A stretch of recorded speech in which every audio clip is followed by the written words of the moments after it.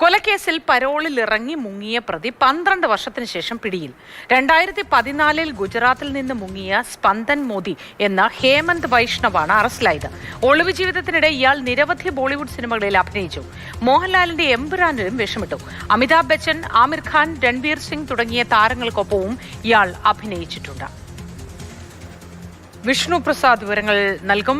Vishnu, good morning. ഇത്രയും വർഷത്തിന് ശേഷവും ഒരാളെ കണ്ടെത്താൻ കഴിഞ്ഞില്ല, മാത്രമല്ല യാതൊരു ഭയവുമില്ലാതെ സിനിമകളിലടക്കം അഭിനയിച്ച് നടന്നു എന്ന് പറഞ്ഞാൽ അത് വിശ്വസിക്കാൻ അല്പം പ്രയാസമുണ്ട്.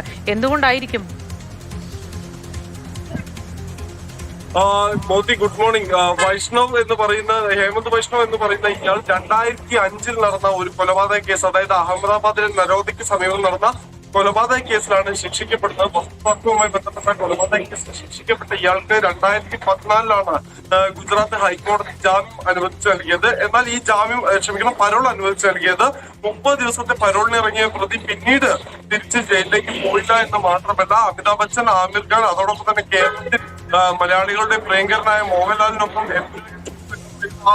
ഉൾപ്പെടെ അഭിനയിക്കുകയും ചെയ്തിരുന്നു. തുടർന്ന് ഇയാൾക്ക് വേണ്ടിയുള്ള അന്വേഷണം കഴിഞ്ഞ 12 വർഷമായി നടത്തുകയായിരുന്നു എന്നാണ് ക്രൈംബ്രാഞ്ച് ഉൾപ്പെടെ പറയുന്നത്. എന്തായാലും ഇപ്പോൾ ഇയാളെ അഹമ്മദാബാദ് മെട്രോ സ്റ്റേഷനിൽ വെച്ച് ഒളിവിൽ പോയതല്ല, ശരിക്കും പറഞ്ഞാൽ ഈ രാജ്യത്തെ എല്ലാവരുടെയും മുന്നിൽ സിനിമകളിൽ വെള്ളിത്തിരയിൽ നിറഞ്ഞു നിൽക്കുകയായിരുന്നു. പക്ഷെ ഇയാളെ തിരിച്ചറിയാനോ പിടികൂടാനോ പോലീസിനോ ക്രൈംബ്രാഞ്ചിനോ സാധിച്ചില്ല എന്നതാണ് ഏറ്റവും കൗതുകകരമായ കാര്യം.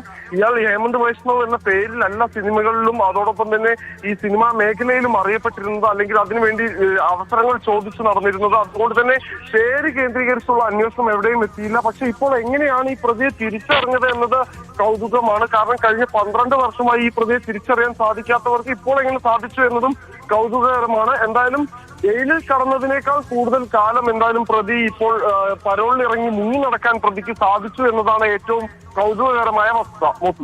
തീർച്ചയായിട്ടും വിഷ്ണുപ്രസാദ് പറഞ്ഞാണ് ശരി.